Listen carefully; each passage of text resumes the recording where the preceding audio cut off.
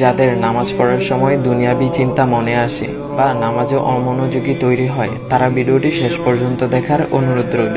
হযরত আলী রাদিয়াল্লাহু তাআলা আনহুর কাছে একজন ব্যক্তি এসেছে। তখন লোকটা বলল, হুজুর, আমার নামাজে মন বসে না। নামাজে দাঁড়ালে আমার দুনিয়াবি নানা চিন্তা আসে। হুজুর, আমার এই নামাজ কি আল্লাহ তাআলা কবুল করবেন? তখন হযরত আলী রাদিয়াল্লাহু তাআলা আনহা বলেছেন, না, তোমার নামাজ কবুল হবে না। তখন লোকটা মনে অনেক কষ্ট নিয়ে চলে যাচ্ছেন। এমন সময় রাসূল সাল্লাল্লাহু আলাইহি ওয়াসাল্লাম এসে হযরত আলী রাদিয়াল্লাহু তাআলা আনহুকে জিজ্ঞাসা করলেন, ইয়া আলী, আপনার কাছে লোকটা কেন এসেছিল? এসে দেখি মন খারাপ করে চলে গেল। কেন, কি হয়েছে, আমাকে বলুন। তখন আলী রাদিয়াল্লাহু তাআলা আনহু বলেন, তিনি আমার কাছে জানতে এসেছেন যে নামাজে দুনিয়াবি চিন্তা আসলে নামাজ হবে কিনা। আমি বলেছি, না, তোমার নামাজ কবুল হবে না। রাসূল সাল্লাল্লাহু আলাইহি ওয়াসাল্লাম তখন বলেন, ইয়া আলী, আপনাকে আমি একটা চাদর উপহার দিতে চাই, তবে একটা শর্ত আছে। আলী রাদিয়াল্লাহু তাআলা আনহু খুশি হয়ে বলেন, ইয়া রাসূলুল্লাহ, কি শর্ত তা বলুন, আমি আপনার সকল শর্ত মেনে নিব। বুঝতেই তো পারছেন রাসূল সাল্লাল্লাহু আলাইহি ওয়াসাল্লামের চাদর বলে কথা। তখন রাসূল সাল্লাল্লাহু আলাইহি ওয়াসাল্লাম বললেন, ইয়া আলী, আপনি যদি এই মুহূর্তে 2 রাকাত নামাজ একনিষ্ঠভাবে পড়তে পারেন দুনিয়াবি সকল চিন্তা দূর করে, তাহলে আমি আপনাকে সেই চাদরটি উপহার দেব। আলী রাদিয়াল্লাহু তাআলা আনহু বলেন, এটা তো সাধারণ ব্যাপার।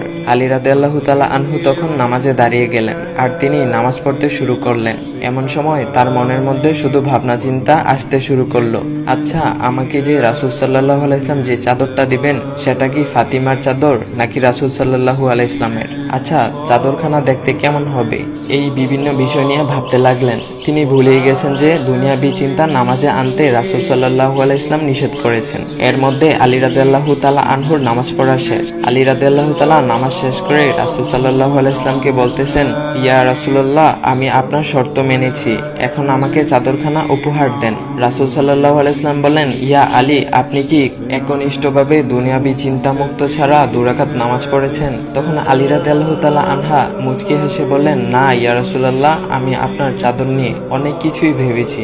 তখন রাসূল সাল্লাল্লাহু আলাইহি ওয়াসাল্লাম বলেন, ইয়া আলী, নামাজ তোমারও হয়েছে, আর তুমি যাকে নামাজ হবে না বলে ফতোয়া দিয়েছো, তার নামাজও আল্লাহ তাআলা কবুল করে নিয়েছেন। শোনো আলী, দুনিয়াবি চিন্তা দ্বারা নামাজ বাতিল হয় না, নামাজ মহান আল্লাহ তাআলা কবুল করে নেন। সকল ফরজ নিয়ম কানুন মেনে নামাজ পড়লে নামাজ হবে ইনশাল্লাহ। তবে আমাদের সকলের উচিত নামাজ আদায় করার সময় একমাত্র আল্লাহকে স্মরণ করে নামাজ আদায় করা। নামাজে দাঁড়ালে দুনিয়াবি চিন্তা মাথায় আসে, এটা শয়তানের একটা ফাঁদ।